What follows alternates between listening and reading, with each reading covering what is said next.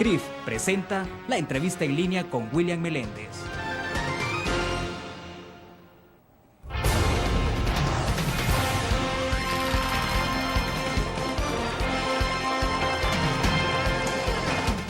El viernes 4 de mayo de 2012 son ustedes bienvenidos a la entrevista en línea que transmitimos en tiempo real desde la sala de redacción de la Prensa Aráfica.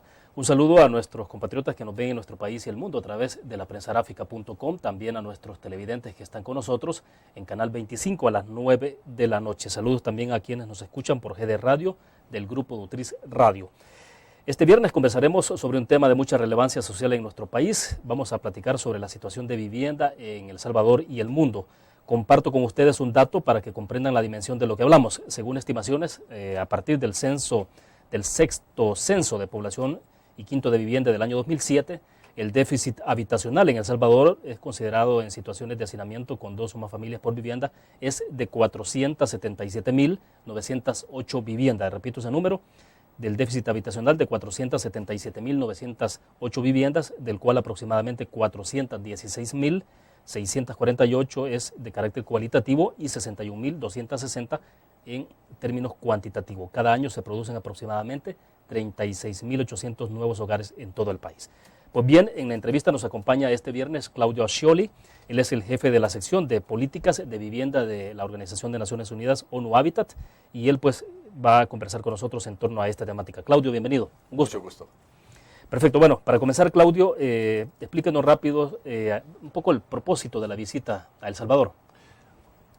Sí, gracias. Bueno, juntamente con el gobierno estamos organizando lo que llamamos un proyecto que se llama el perfil de la vivienda de El Salvador. Es un programa que estamos realizando en casi 15 países del mundo.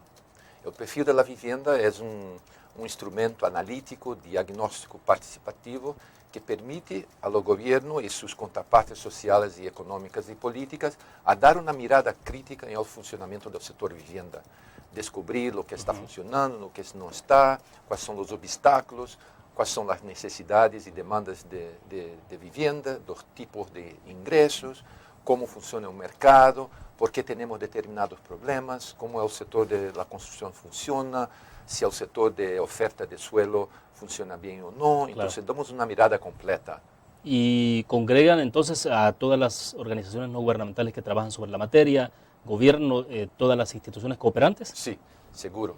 Y involucramos también a organizaciones de base, de los pobladores, de todos los grupos de intereses y todas las actividades económicas están representadas en lo que llamamos la primera consulta pública que estamos haciendo ayer y hoy en San Salvador. ¿El interés fundamental de ONU Habitat en el país, cuál es? Bueno, ONU Habitat está trabajando duro acá como parte de las Naciones Unidas. Y aquí tenemos una experiencia muy importante que es el programa del Objetivo del Milenio. Entonces tenemos un programa y ahí coordinamos toda la familia de las Naciones Unidas actuando en el país en un programa que se llama Vivienda Productiva. Y está sucediendo una serie de intervenciones muy interesantes y muy buenas y es un proyecto muy innovador. ¿Qué es lo más relevante de ese proyecto? Es decir, lo más importante y de impacto, sobre todo porque estamos hablando del tema de vivienda y enfocado más obviamente a la parte social, ¿no? Sí, en este caso es que no podemos pensar solamente en la vivienda, pero las relaciones sociales y económicas de la gente.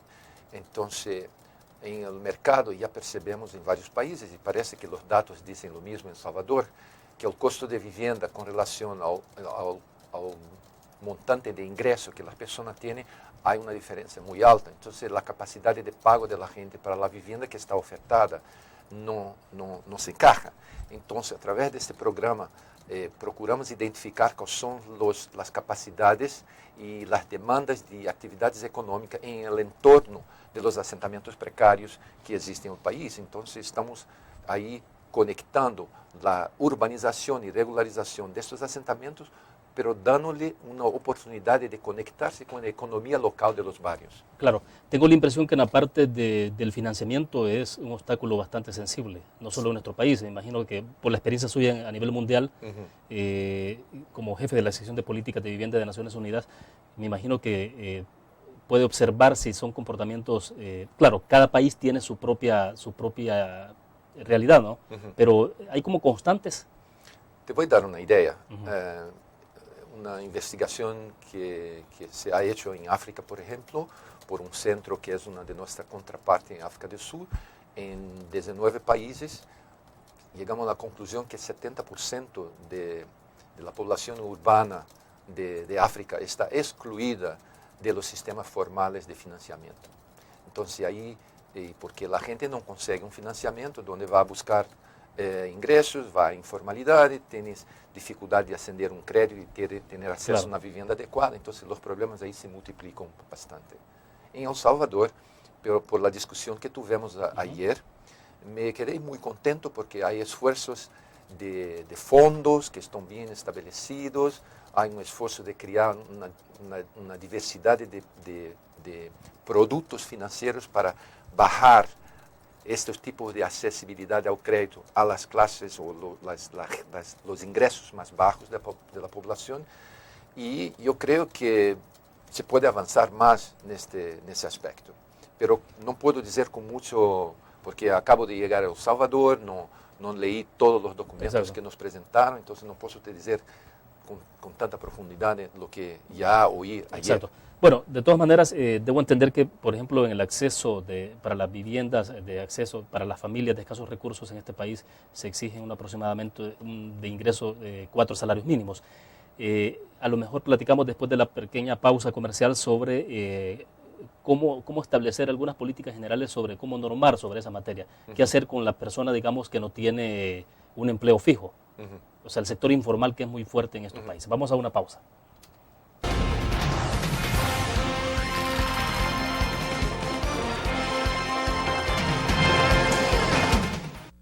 ¿Qué te parece si este año alcanzas tus metas?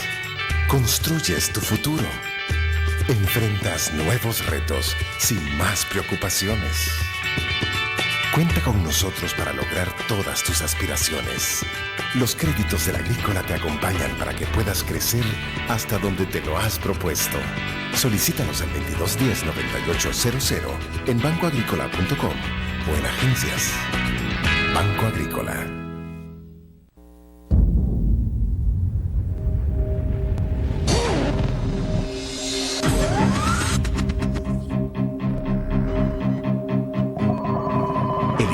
Una estrategia financiera desde los negocios y la actividad económica hacia toda Centroamérica. El Economista Regional, una revista especializada donde encuentras el panorama empresarial y los principales movimientos financieros. El Economista, el modelo regional de información económica.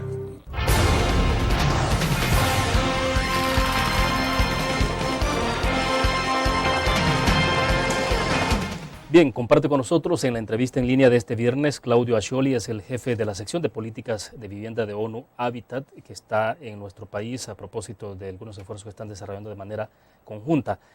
Hablamos en el segmento pasado, Claudio, sobre todo este tema que tiene que ver con la parte de financiamiento, y la inquietud que le queda a uno es, por ejemplo, cómo hace una familia del sector informal para tener acceso a una vivienda, sobre todo cuando se está pidiendo que hayan ciertos niveles de ingreso para una familia que son, por ejemplo, 4 salarios mínimos. ¿Cómo tratar cada segmento en particular? Porque obviamente cada segmento tiene su propio trato, ¿no? Entonces, esa es un poco la inquietud. ¿Cómo observa el caso de El Salvador? Mira, el problema de El Salvador de tener una gran parte de la población que no tiene un empleo formal, pero no tener un empleo formal no significa que no tenga ingresos. Entonces, hay diferentes formas de confirmar si una familia es capaz de arcar con determinados costos que un financiamiento tiene. Entonces, miramos que en algunos países como Chile, Brasil, por ejemplo, se avanzó bastante en esta área. ¿Qué significa? Es a través de un trabajo social identificar cuál es la verdad, la capacidad de pago de una familia. Visitar la familia, entender cuánta gente está trabajando, entender qué tipo de beneficios tiene en su casa, para medir cuál es el tipo de gastos mensales y ingresos que tiene, porque los ingresos, un mes tú tienes un ingreso muy alto, otro mes tienes bajo, entonces para determinar cuál es el mínimo de que una familia de esta puede pagar. Establecer una media. Sí, y ahí de diseñar programas, o programas de subsidios direccionados, o crear fondos de garantía para que la banca y todas las instituciones financieras se sientan seguras o compartan el riesgo de hacer una hipoteca o un empréstimo, hacer el empréstimo por etapas y no un empréstimo como una hipoteca completa, entender que la gente va a construir progresivamente, evolutivamente, entonces hacer los empréstimos por pago, entonces por cortos plazos, que eso está se platicando con los microfinanciamientos. Y esa es una experiencia que se está viviendo ya en otros países. Sí, se está tentando y vamos a ver, por ejemplo, en Chile y en Brasil, de aquí a unos años, para evaluar si este tipo de aproximación y de soluciones realmente logra de dar esta accesibilidad. En India, por muchos y muchos años atrás, la grande empresa, la Corporación de Financiamiento de Vivienda, ha practicado determinados programas para esta gente que tenía un ingreso, pero no podía comprobar qué ingreso tenía. Entonces eran programas que decíamos tailored, que es un poco ajustados a este tipo de población. Ya, porque el sector más desprotegido, digo, sin vivienda, sin acceso a una vivienda digna, está justamente en esos sectores, ¿no? Sectores informales, sí, o sectores incluso formales, sí, que tienen un ingreso permanente, pero que su ingreso no alcanza a llenar ese requisito que se exige. Sí. 4 salarios mínimos al margen de que sea El Salvador, o ¿cómo se ven ese tipo de esto varía de país a país, tanto cuanto la controversia sobre cuál es la línea de pobreza, cuando es que determinamos que una familia o una persona es pobre. Eso varía mucho. El Banco Mundial dice, bueno, de $1 a $2 para abajo ya estamos considerados como pobres por día. Entonces ahí estamos hablando de un ingreso de $30 a $60 por mes. Sería clasificado como pobre. Pero la verdad, la sorpresa que tenemos y estamos encontrando es que no son solo los pobres que están viviendo en asentamientos precarios o en la informalidad, en los asentamientos informales, que algunos tienen una calidad razoável, porque la oferta de vivienda está muy baja, tiene una escasez, hay problemas serios en algunos países con relación a la oferta de mercado, a la oferta de programas. Entonces la clase media o la clase media baja no encuentra oportunidad de dónde va al sector informal. Entonces más y más, por eso hay un programa enorme en Brasil, por ejemplo, porque una franja de la clase media baja no encontraba soluciones habitacionales para accesar. Entonces, ¿dónde ia? A las favelas, los asentamientos irregulares, los asentamientos clandestinos, y eso observamos en varios países. O sea, no es un problema exclusivo de los sectores más bajos. No es un problema y por eso estamos discutiendo acá en El Salvador, para descubrir si la pobreza está relacionada con la informalidad. Bueno, los datos en varios países ya nos muestran que no. Entonces, es entender qué está pasando en el sector vivienda para podernos ayudar a descubrir cuáles son las medidas que van a permitir que la gente mejore su condición de vivienda. Es decir, desde Naciones Unidas no hay una receta establecida para cada país o para el país. No. Vamos a hablar un poco de eso cuando regresemos. Y hay un comentario de José Tobar que nos llegó a través de Facebook. Vamos a la pausa y volvemos.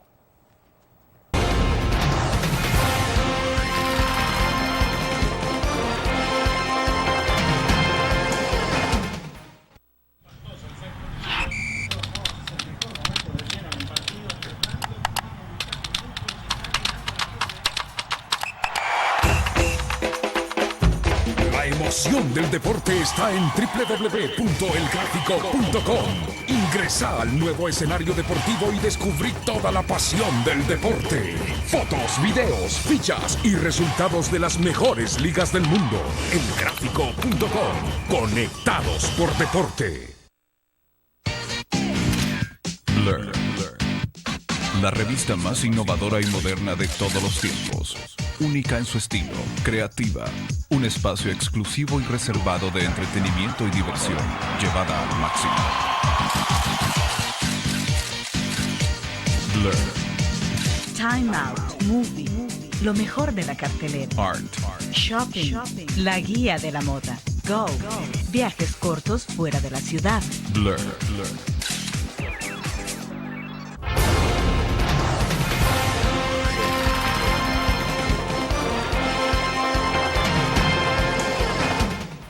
Bien, a través del Facebook nos ha escrito José Tobar, ayer que anunciamos el tema y que estaría Claudio con nosotros. Dice José Tobar que está indignado que el Fondo Social para la Vivienda tenga tasas más altas en créditos para vivienda que la misma banca, o sea, se refiere a la banca privada, que no permiten, dice, modificar el plazo, lo que significa pagar de interés 3 veces más del capital prestado que de hecho está garantizado con la hipoteca sobre el mismo inmueble. Es un total abuso. Esto tiene que ver, Claudio, una pregunta puntual y es una cuestión muy local sobre, no sé si usted está enterado de esta parte, pero bueno, aquí lo que está explicando José Tobar tiene que ver con la política crediticia del Fondo Social para la Vivienda. Estamos hablando del sector que tiene acceso al Fondo Social para la Vivienda. Pero la parte siempre del crédito es muy sensible, ¿no? Mira, ayer tuvimos varios representantes del fondo que tuvieron la chance de compartir con nosotros la experiencia y las dificultades que ellos tienen, como todos nosotros que trabajamos en el sector de vivienda. Y me sorprendió que ellos permiten, por ejemplo, que una familia tenga, desde que tengan 3 miembros asociados a un crédito, o sea que calculan para el nivel del crédito 3 personas que pueden dar un crédito. Y me pareció... Sí, es decir, que el momento de otorgar un crédito se mide el ingreso de esas 3 personas. Se podría medir, sí, se miden 3, entonces tenemos 3 personas que nosotros nos comprometemos al pago de ese crédito. Es decir, aunque uno sea el representante, el que firma, pero los otros son como los subsidiarios, ¿no? Que participan del crédito. Y eso me pareció una innovación muy interesante. Y bueno, la información es que yo tengo aquí anotado que, por ejemplo, 6% al año y créditos con las viviendas que varían de $10.000 a $28.500, a veces con subsidio a través de un programa Casa para Todos de 10% y una combinación, bueno, 6% al año no es una tasa de interés muy alta cuando comparamos con otros países que estamos viviendo. Bueno, la verdad es que tenemos que mirar cuál es la capacidad de pago, cuál es el ingreso mínimo, cuál es el grupo de familias que está siendo elegido para participar de estos créditos. Pero me pareció que no era una cosa muy, diría así, mala, ¿no? Me pareció un avance interesante, pero no conozco si el compañero que está en el Facebook dice que la tasa de interés es más alta que la banca privada o la banca comercial, entonces tenemos que mirar, yo no conozco. Sí, claro. Ahora, esta parte del financiamiento, entonces, hay como un parámetro, no sé si una fórmula o un parámetro a nivel mundial de cómo establecer cuál debe ser el criterio para hacer eso, o evidentemente cada país tiene que ir diseñando su propia. La verdad es que cada país tiene. Te voy a dar un ejemplo. Tenemos una referencia que es prácticamente una referencia internacional, es que el comprometimiento del ingreso familiar no debe exceder a 29%. ¿Por qué? Para que no se estableça una presión muy alta sobre la disponibilidad de ingreso de la familia, que tiene que comprometer para comida, para escuela, para libros, para ropas y otras cosas, transporte público. Entonces, esto es una referencia. Cuando tenemos situaciones donde la gente está pagando más que este porcentaje, entonces es algo que tiene que se preocupar. Ah, ok. Pero ese es como, digamos, un máximo, sí. 25 o 30%. 25 a 29%. 29%. Sí. Es para dejar el margen de que entonces la gente tenga posibilidades de cubrir sus otras necesidades. Sí, transporte público, por ejemplo, escuela o comida y las necesidades básicas, ¿no? Si nos vamos a la parte en términos de las dificultades más sensibles, ¿cuáles pueden ser en el país? No sé si con el poco tiempo de estar acá ha podido detectarlas. Bueno, la parte de financiamiento me imagino que evidentemente es una, pero ¿cuál puede ser la otra? Decíamos en el corte comercial el tema de acceso al suelo urbano. Sí, Esto ayer en la discusión me pareció que todos tenían casi que un consenso, teníamos 100 personas representando las diversas entidades públicas, privadas y comunitarias en el país presente, y me pareció que la disponibilidad de suelo urbanizado o suelo para uso de vivienda es un problema muy serio y que por los precios están aumentando, hay una escasez y todo este aumento de precio de suelo va al precio final de la vivienda. Entonces, tú tienes que subsidiar o excluir una larga porcentaje de la población porque el precio final no va a estar a un precio accesible. Entonces, el acceso, tenemos que entender por qué hay la escasez de suelo urbanizado. Unas personas discutieron que la oferta de infraestructura no está acompañando. Entonces, estos tipos de dificultades acaban creando más escasez de vivienda accesible en el mercado y para la población. En el país, por ejemplo, ha habido una queja casi permanente por el hecho de que, en términos generales, las constructoras, estoy hablando de constructoras privadas, han estado trabajando mucho sobre la base de viviendas, de oferta de vivienda para sectores medios o altos en adelante de la sociedad, no gente que tiene más poder adquisitivo, porque obviamente cualquier proyecto urbanístico es mucho más rentable, entonces se ve mucho con rentabilidad. Entonces, ¿cómo hacer para que de las políticas públicas de un gobierno puedan impactar también en la parte de los sectores privados y estimular a los sectores privados a generar infraestructura en vivienda que sea para los sectores de escasos recursos y que no estén pensando única y exclusivamente en construir una vivienda de $100,000 para arriba, que saben de que hay mucho más ganancia, pero que se puede hacer algo también con los sectores de escasos recursos? Mira, yo conocí dos experiencias de empresas privadas, constructoras, emprendedoras, que na verdade estão produzindo vivienda para a faja popular. E isso é único. É realmente uma das experiências exitosas de El Salvador, é que o setor privado conseguiu lograr um tipo de produto através de um esforço de mobilizar o suelo, ter a capacidade de não solamente, e o que me surpreendeu é que o preço final da vivienda não solamente é acessível, porque está alcançando a uma faja popular da população, pero todos os custos de infraestrutura estão incluídos. E isso me pareceu, na discussão que tuvo com pessoas que conhecem o setor da vivienda no país, que está relacionado com as dificuldades da oferta de infraestrutura, das inversões de infraestrutura. Então, os empreendedores estão fazendo suas próprias inversões, incluindo buscando a conectividade com as redes públicas a 8 ou 10 quilômetros de distância. Então, é um fato muito único. Eu diria que o setor privado está sendo uma iniciativa comercial para as faixas populares. Em Índia tivemos isso há anos passados e foi uma novidade. E eu creio que aí está. E creio que El Salvador tem uma tradição na área de vivienda. Tem uma ONG Fundasal que ha trabalhado por muitos anos com políticas e projetos muito inovadores. Então, El Salvador, um país pequeno, ha dado muito exemplo para o mundo de novidades em momentos onde outros países estavam buscando fórmulas de melhorar a qualidade e o tipo de produto mais acessível a los pobres. Perfecto. Debo hacer una pausa comercial. ¿Qué se debe recomendar para el tema concreto de que ustedes han detectado que tiene que ver con el acceso al suelo urbano? Es decir, ¿qué hacer? ¿Qué alternativas deberían tomarse? Evidentemente hay que expandirse horizontalmente o hay que comenzar a pensar en construcción vertical. ¿Qué hacer? O sea, vamos a una pausa.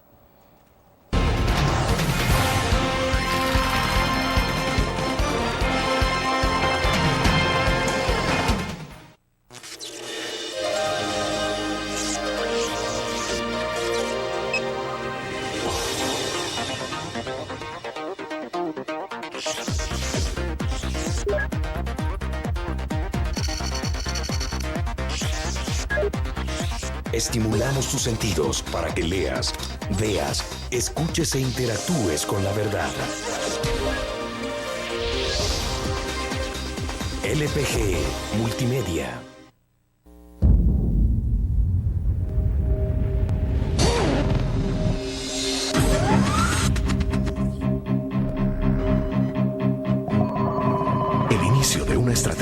financiera, desde los negocios y la actividad económica hacia toda Centroamérica. El Economista Regional, una revista especializada donde encuentras el panorama empresarial y los principales movimientos financieros. El Economista, el modelo regional de información económica.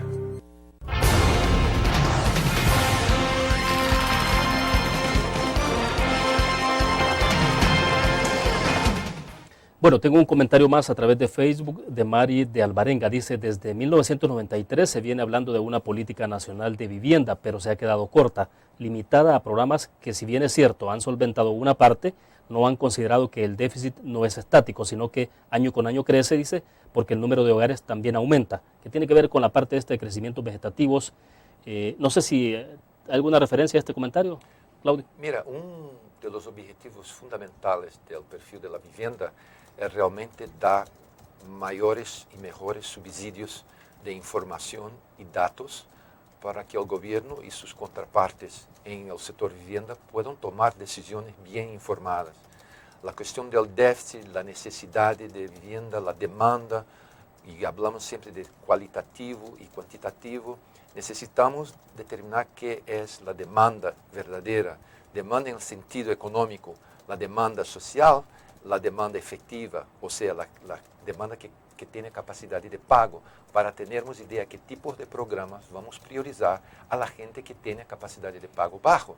Entonces ahí empezamos a hablar de opciones estratégicas y decisiones políticas de política de vivienda. Y creo el viceministro ayer habló muy claramente que están esperando mucho por este perfil para que les informe bien y puedan finalmente tener una política que es actualizada con la información que tenemos hoy. O sea, la idea de esta discusión que se inició desde el día de ayer y sigue este día, tiene que ver entonces con no establecer un diagnóstico, porque eso ya los tienen, sí, sino cuál es el camino a seguir. Bueno, el diagnóstico, sí se hay algunos diagnósticos, pero como nuestro colega de Facebook ha notado que hay que se actualizar, tener datos fidedignos, hay censos, pero hay estudios de mercado, hay un estudio reciente de los asentamientos precarios que ha hecho Fundasal en 32 ciudades del país. Entonces hay una serie de datos nuevos, no queremos reinventar datos ningún, pero queremos dar una radiografía más fidedigna posible de todos los componentes del sector vivienda para que se pueda a partir de ahí tener como se dice, baseline information, que sería una tabla rasa de la información para tomarnos las decisiones mejores en el sector. Bien, con lo que cerramos el segmento pasado, la inquietud en términos de la orientación, qué hacer. Si en el país, en San Salvador, por ejemplo, tenemos ya la demanda de suelo superó la capacidad de oferta, digamos, de suelo, ¿cuáles son las alternativas que quedan? ¿Es construir hacia arriba? ¿Qué hacer en un país que es muy sísmico? Bueno, eso es una pregunta muy importante, porque toca en el corazón de nuestra estrategia que estamos discutiendo hace un año en ONU Habitat, a partir de que nuestro nuevo director, Joan Clos, que es alcalde de Barcelona, ha traído una serie de inquietudes y una serie de ideas para nuestro trabajo. Y una de ellas es la planificación urbana. Entonces, ¿qué tipo de planificación urbana necesitamos tener? Y El Salvador tenía la tradición de la planificación metropolitana, crear un proceso de gestión de suelo, no al nivel de la ciudad, pero a nivel metropolitano, para permitir crecimiento estratégicos. Yo creo que tiene que recuperar eso. Y ahí, a partir de estos ejes estratégicos, ofrecer suelo con inversiones de infraestructura para que permita a las ciudades se expandir de una forma organizada y estratégicamente conectada con los ejes económicos. Bueno, cuando volvemos a la forma que esta ciudad va a tener, estamos promoviendo ciudades más compactas, estamos promoviendo tipos de instrumentos de gestión de suelo que puedan estimular la optimización del suelo urbanizado en la área urbanizada y no simplemente expandir en la periferia. Y con eso necesitamos hablar de tipologías, de leyes, de legislación que permita utilizar el recurso suelo de la manera más óptima posible. Significa que el régimen de propiedad privada, por ejemplo, a través de determinados instrumentos, tiene que ser también sujeto a intervenciones de políticas públicas. Por ejemplo, me sorprendió en saber que los municipios en El Salvador no tienen un impuesto predial que les permita captar recursos de toda la riqueza que se produce a través de inversiones públicas. O sea, si yo soy un propietario de un terreno, de una vivienda o de un edificio, a medida que se invierte una serie de infraestructura pública, están valorizando mi patrimonio, pero ¿qué doy en retorno para la sociedad y para la ciudad? Entonces, estos tipos de instrumentos tienen que estar combinados con oferta de terrenos, con una nueva planificación urbana, nueva tipología y mayor utilización del suelo. Tú estabas me diciendo, nosotros acá tenemos una resistencia a vivir en alturas, pero no sé si hay otra opción. Todos los países ahí estamos yendo a verticalización. Si queremos vivir en una ciudad bien ubicada en la ciudad, no podemos pagar por los precios de todo lo que está ahí. Entonces, todas las sociedades están verticalizándose de una forma o de otra. Perfecto. Vamos a hacer otra pausa. Me interesa que continuemos con esa parte en el análisis. Volvemos.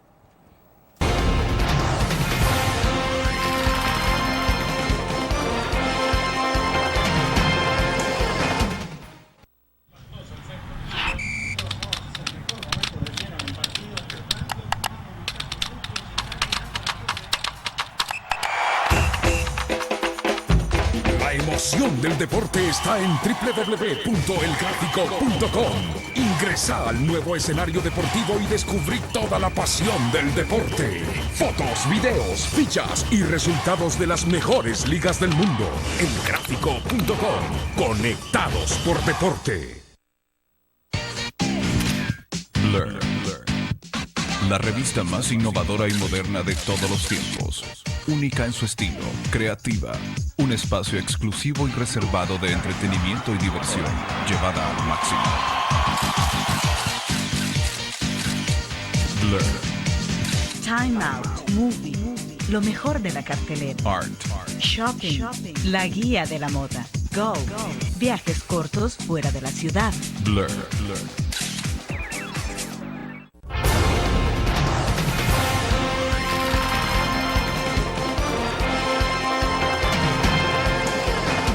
Claudio, ¿será entonces que no hay opción en este país si ya topó la parte en el suelo y no hay más suelo donde construir en este país? Entonces la opción que queda, prácticamente la única alternativa, es construir hacia arriba. Pero eso es un diseño, y le comentaba en el corte comercial, tenemos el complejo habitacional de Sacamil, por ejemplo, que está al norte de la capital. Es un complejo de apartamentos que tiene, de edificios de apartamentos que tiene, que decíamos, un poco más de 30 años. Muy buenos apartamentos, buenos edificios, buena infraestructura. O sea, aquí han pasado tantos terremotos y esos edificios están en pie, habitables, pues.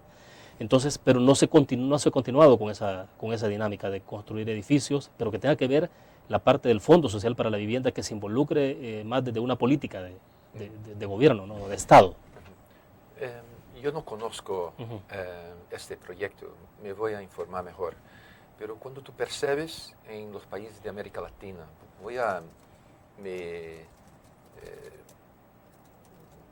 me voy a referir a nuestro continente acá. Exacto.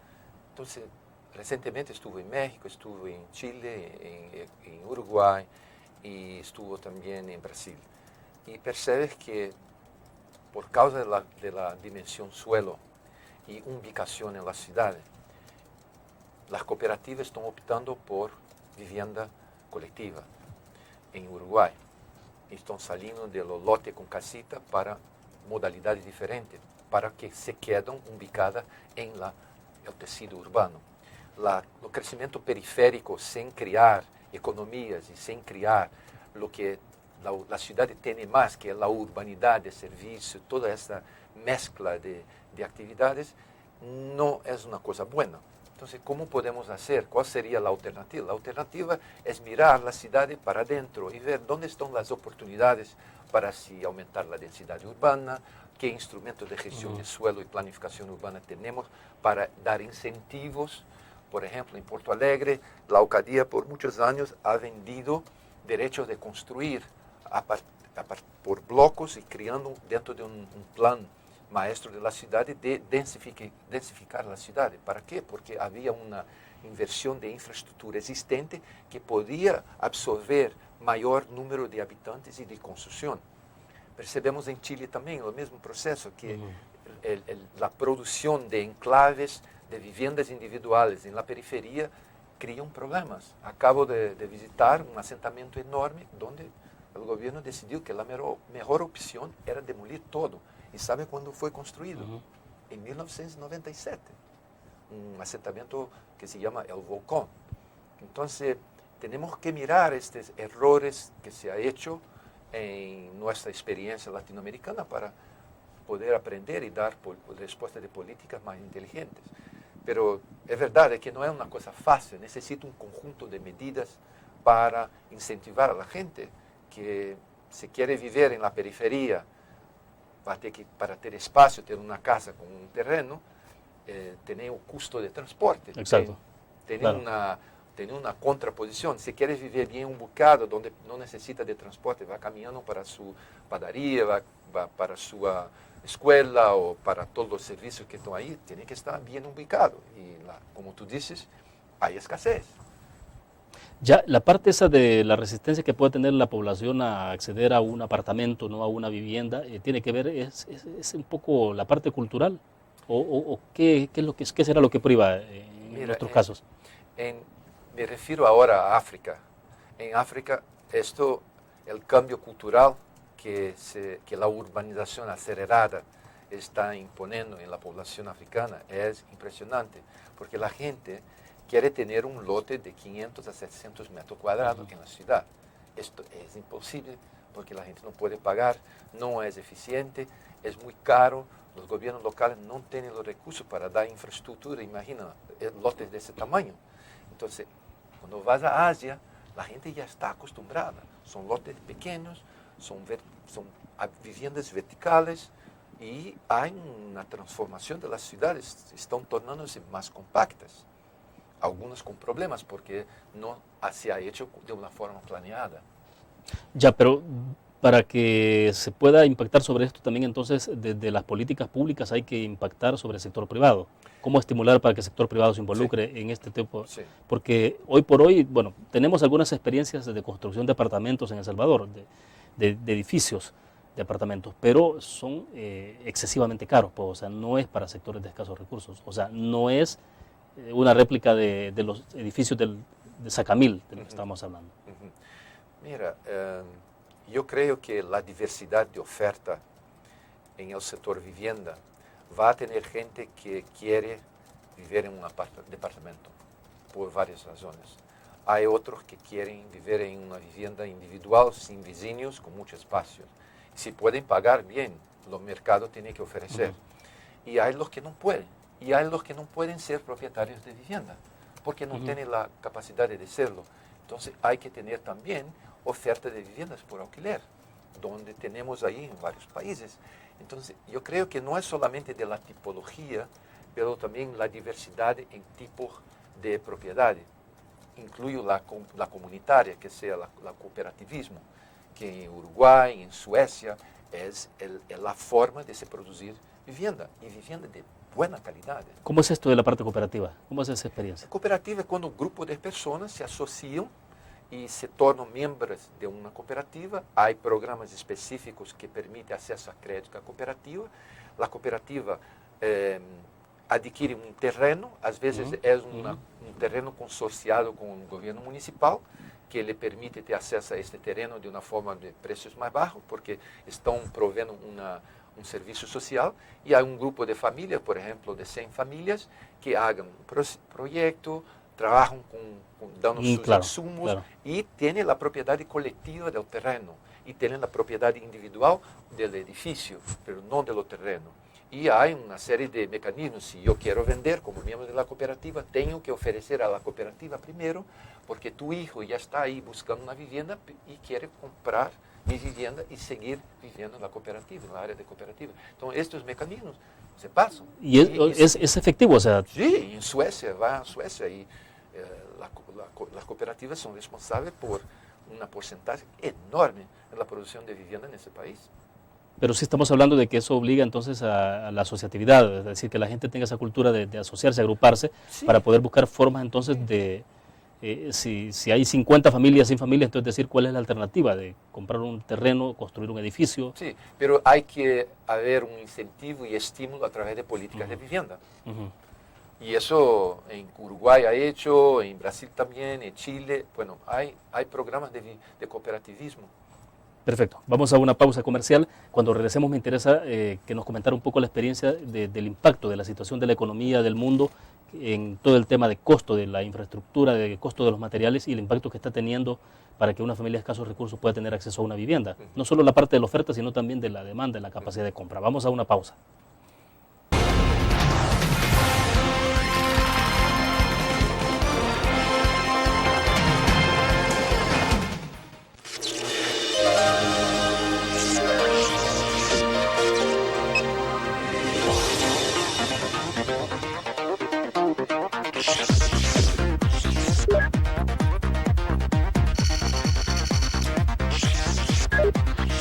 Estimulamos tus sentidos para que leas, veas, escuches e interactúes con la verdad. LPG Multimedia. Tu periódico es dinero, porque ahora puedes pagar con la prensa gráfica. Busca y recorta en tu periódico el dinero, que podrás canjear en los establecimientos de nuestros aliados. Encontrarás uno cada día. Compra con la prensa gráfica y encuentra una buena noticia para tu bolsillo. Con la prensa gráfica lo compras. Con la prensa gráfica lo pagas. La prensa gráfica. Noticias de verdad.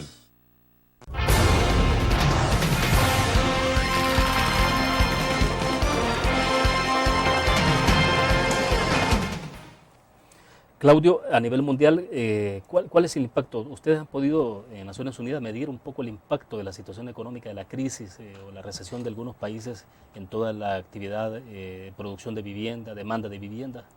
Bueno, antes de todo, yo creo que la crisis financiera y económica que estamos todavía viviendo se ha iniciado en el mercado de vivienda y particularmente en el sector del financiamiento de la vivienda. Y ahí en Estados Unidos, y ahí se descubrió toda la cadena de relaciones que existe entre la vivienda y las economías y los procesos económicos, porque el mercado de capital, el mercado financiero, tiene un papel importantísimo en el sector de vivienda. En algunos países, muy importante, por ejemplo, en Holanda, casi 90% de la población tiene un tipo de hipoteca o empréstimo y está conectado con un tipo de relación económica con todos los agentes financieros. Entonces, el sector vivienda tiene un papel muy importante en la economía. Hoy decimos que entre 8 a 20% del Producto Interno Bruto de países está conectado con el sector vivienda de directa o de forma indirecta. Entonces, cualquier cosa que pasa en el sector de la construcción o el sector de la vivienda como un todo tiene impacto directo en la economía. Entonces, percebemos que esta crisis dejó claro que el sector vivienda puede ser un motor de desarrollo económico, de producción de riqueza y acceso a un derecho fundamental de la población, que es el derecho a una vivienda adecuada.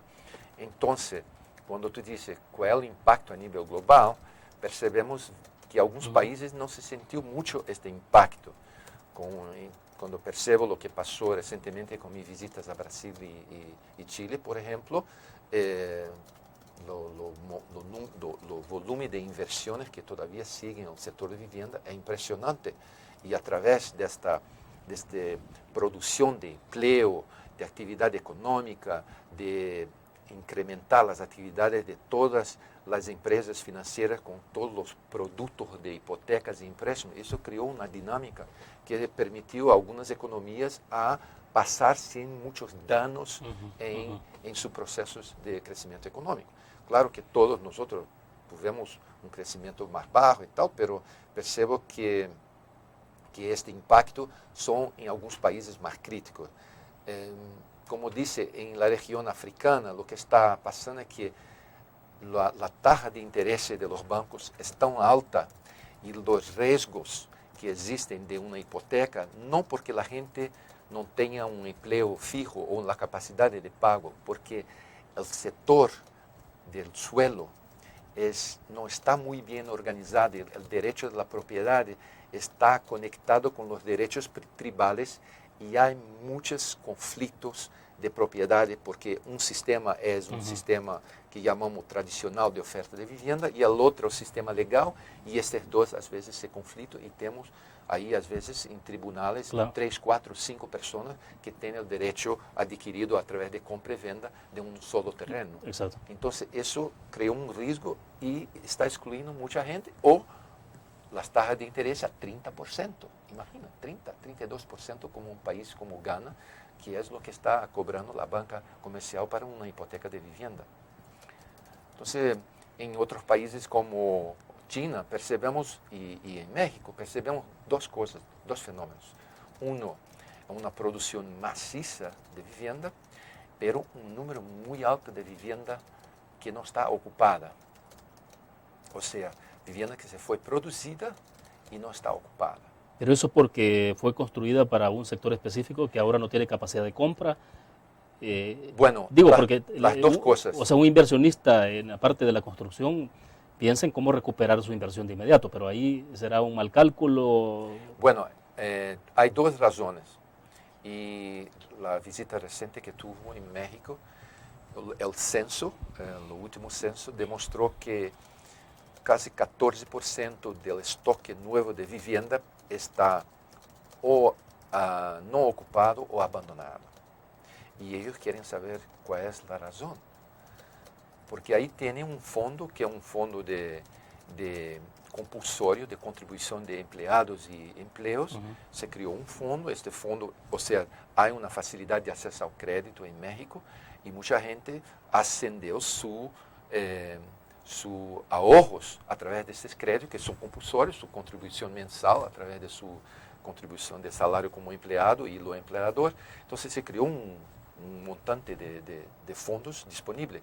Y una de las posibilidades es que la gente simplemente usó este fondo para adquirir una vivienda sin necesariamente tener la necesidad de ocupar esa vivienda. Y la localización de esta vivienda no es un incentivo para la gente irse, porque es muy periférica. Ah, claro. Bueno, vamos a la última pausa comercial. Regresamos al cierre.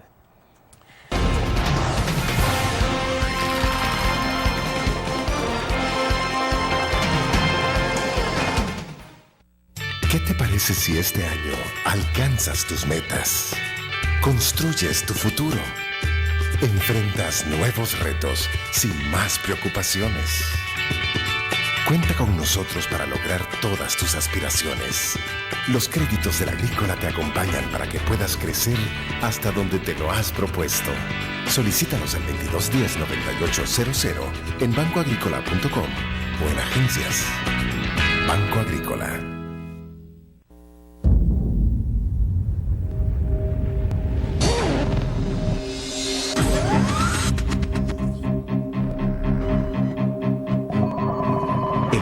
Una estrategia financiera desde los negocios y la actividad económica hacia toda Centroamérica. El Economista Regional, una revista especializada donde encuentras el panorama empresarial y los principales movimientos financieros. El Economista, el modelo regional de información económica.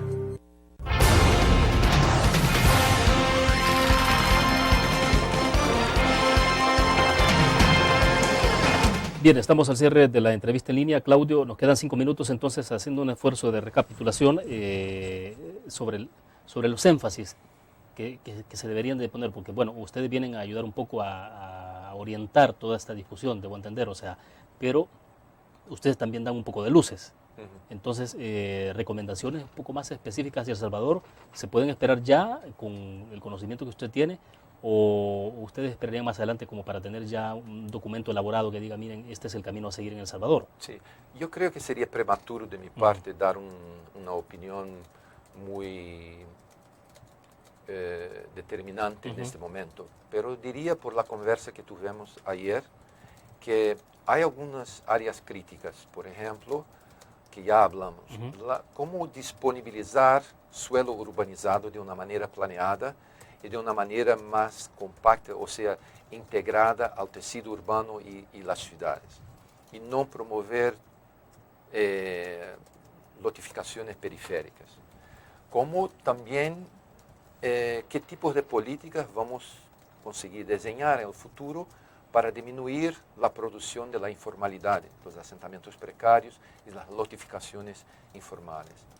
Entonces, tal vez una de las formas es entender mejor cómo manejar los financiamientos, como hablamos en el inicio, cómo descubrir o conocer mejor la capacidad de pago de las familias que no tienen empleo fixo, porque las experiencias internacionales dicen que aunque que no tienen un empleo fijo, muchas familias son financiables, o sea, pueden pagar determinados costos de su ingreso. Bueno, nosotros tenemos una experiencia, me imagino que también en otros países, señoras o señores que venden en un mercado central, por ejemplo, que tienen puestos y que ganan mucho más que cualquier profesional en este país. O sea, pero son clasificados de sector informal, pero tienen importantes ingresos. Sí. Entonces, crear tal vez programas o iniciativas, medidas que puedan captar esta potencialidad. El otro es entender cómo está la infraestructura, porque la infraestructura es un plan estratégico de oferta de infraestructura, inversión en infraestructura, no solamente es bueno para la economía, pero va a estimular la oferta por parte de diferentes fuentes privadas y públicas. Esto creo que es una de las áreas. Y entender un poco la conectividad entre la política de vivienda y las políticas urbanas y gestión urbana, o sea, cuáles son las leyes, el cuadro legal que tenemos. ONU Habitat trabajó muy conjuntamente con la Asamblea aquí en El Salvador para crear la nueva ley de parcelamiento. Y que, notificaciones le llamamos nosotros. Sí, notificaciones. Y creo que un otro avance sería cómo captar las ciudades, capitalen recursos a través de impuestos prediales, que es una tradición en las grandes economías, o sea que las ciudades pueden capitalizarse a través de este impuesto y reinvestir eso en mejores infraestructuras. Y la otra que conversamos también es entender si podemos continuar con el crecimiento periférico, o si podemos entender que es posible hacer cosas más densas, verticales, tal vez 4 pisos, 3 pisos, como si culturalmente y si el mercado va a responder bien para eso, y la gente también. Entonces, hay algunos retos que necesitamos profundizar. Ahora, ¿en qué momento se tendrá entonces algún documento elaborado de todo esto? Sí, empezamos ayer y tenemos un equipo nacional de muy alta calidad que van a trabajar duro para producir el primer informe. Y vamos a informar a ti cuando vamos a tener la segunda consulta, cuando vamos a presentar el primer borrador del perfil de la vivienda. Y ahí vamos a tener una consulta pública abierta a todos. ¿Y estamos hablando de este año? Sí, seguro.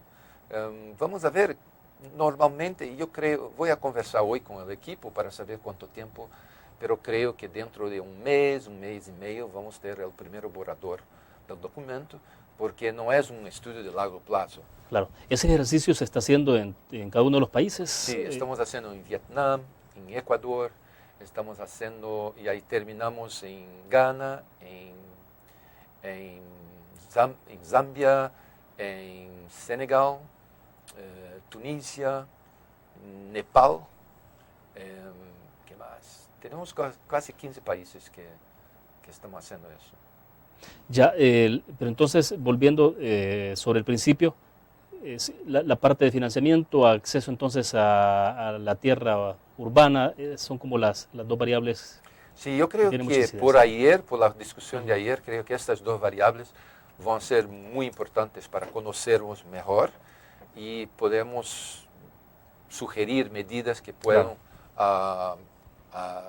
sobrepasar los obstáculos que seguramente debe haber. Bueno, perfecto, se nos agotó el tiempo. Gracias, Claudio, muy amable. Mucho gusto. Bueno, perfecto, terminamos entonces la entrevista en línea de esta manera. Nos vamos a ver el próximo lunes a las 8 de la mañana en la transmisión en vivo y a las 9 de la noche en Canal 25. Vamos a tener al presidente de ANDA conversando sobre la situación del recurso hídrico en nuestro país. Nos vemos entonces, que descansen el fin de semana.